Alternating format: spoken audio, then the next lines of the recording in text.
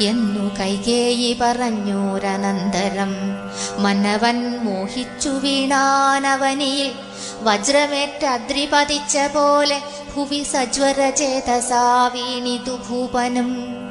പിന്നെ മുഹൂർത്തമാത്രം ചെന്ന നേരത്ത് കണ്ണുനീർ വാർത്തു വിറച്ചു നൃപാധിപൻ.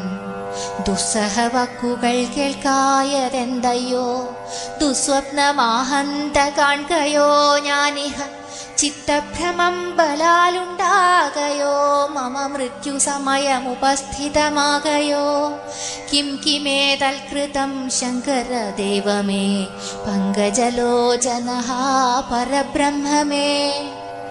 വ്യാഘ്രിയെപ്പോലെ സമീപേ വസിക്കുന്ന മൂർഖമതിയായ കൈകേയി തന്മുഖം നോക്കി നോക്കി ഭയം പൂണ്ടു ദശരഥൻ ദീർഘമായി വീർത്തു വീർത്തേവ മുരചേ.